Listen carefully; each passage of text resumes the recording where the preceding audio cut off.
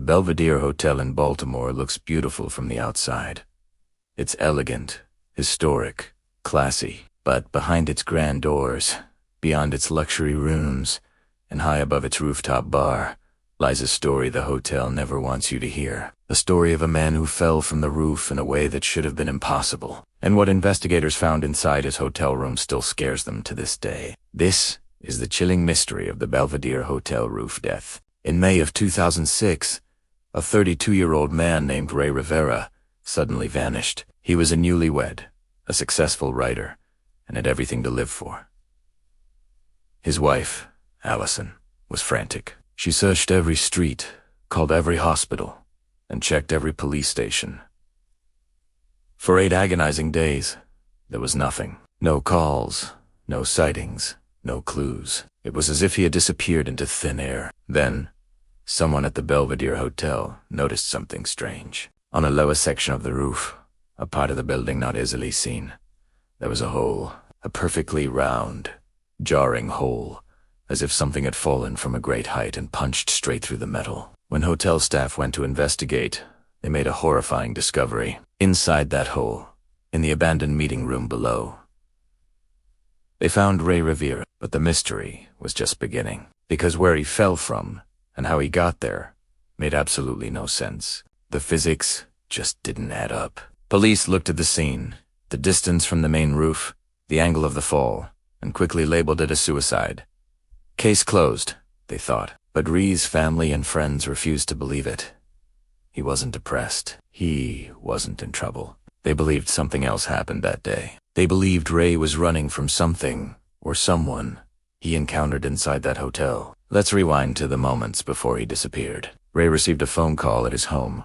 He seemed startled, said, "Oh, ***, and then rushed out of the house without his wallet, keys, or even his glasses. Hused, left. Sometime later, a bizarre note he had written was found taped behind his computer. It was a strange mix of movie references, lists of names of friends and family, and mentions of secret societies like the Freemasons. It was typed out, then shrunk down and printed on a small piece of paper, folded and hidden. To some it looked like the ramblings of a mental breakdown, but to others, it was a coded message, a key to understanding what he was involved in. But here's where it gets even stranger. His computer, the very one he used to type that note, was found wiped clean. This happened just hours after Ray disappeared. And it wasn't done by the police. It wasn't his wife. Someone else, an unknown party, remotely accessed his home computer and erased everything. All T-data, all the files, all potential clues were gone forever. Who did it, and what were they trying to hide? No one knows. Now, let's talk about the hotel itself. When police tried to track Ree's movements inside the Belvedere, they hit another dead end. There were security cameras in the lobby, in the hallways, on the elevators, but on the day Ray Rivera died, none of them recorded him entering the building. In fact, many of the cameras were found to be mysteriously turned away. They were facing walls, pointing at corners. It was as if someone had deliberately repositioned them, ensuring that whoever walked through those halls that day would not be seen. What most people don't know is this. A witness saw Ray earlier that day. He was seen walking toward the 14th floor conference level, the area right below the rooftop club. And this is where the story takes a dark, paranormal turn. Hotel staff have whispered for years that strange things happen on that floor, especially at night. Elevators will stop there by themselves, even when no one has pushed the button. Doors will creak open on their own. People report sudden, inexplicable cold spots moving through the hallway, and most chillingly, they hear the sound of running footsteps.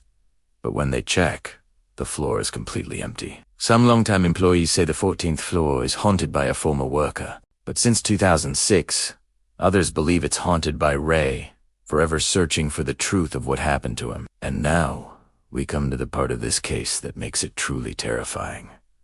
The impossible fall. Experts in physics and forensics analyzed the scene. They calculated the trajectory needed to land where Ree's body was found. Their conclusion was unanimous. Ray could not have jumped from the main roof. The horizontal distance from the edge of the roof to the hole was simply too far. To clear that distance, he would have needed a running start of at least 11 miles per hour, which is basically a full sprint. It was physically impossible to achieve that on the small rooftop ledge. So, if he didn't jump from the roof, what happened? The only theory that fits the physics is that he was pushed, or, more accurately, that he fell from a different location. He had to have come from a higher point, inside the hotel itself. But there are no windows on that side of the building that open. The windows on the 14th floor had been sealed shut years ago.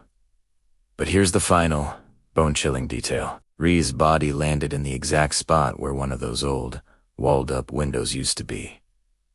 It's almost as if whatever pushed him didn't know the window was no longer there. In the years since Rye's death, the paranormal claims surrounding the Belvedere Hotel have only grown stronger. Security guards have filed multiple reports of unsettling activity. They hear footsteps on the empty 14th floor. They see shadow figures darting near the elevator. One guard even reported hearing the sound of someone running on the roof at 3 in the morning, followed by a loud bang. He quit his job shortly after hearing a disembodied voice whisper, "Help me. I wasn't supposed to die."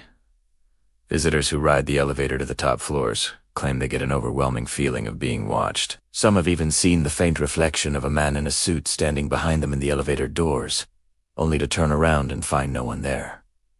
So, what really happened to Ray Rivera? Did he stumble upon a secret he wasn't meant to know? Was he being chased by someone through the halls of the Belvedere?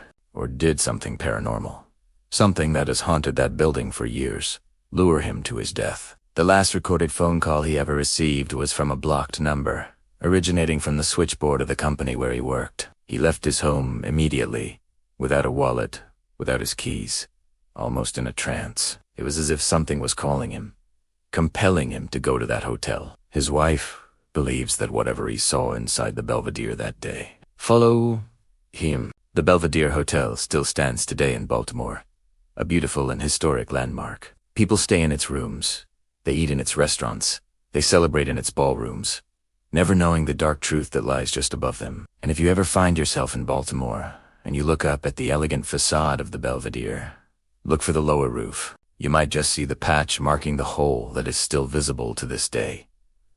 A hole that shouldn't exist, from a fall that shouldn't be possible, and from a man who shouldn't have died that way. Some mysteries are never meant to be solved. Some spirits never find peace.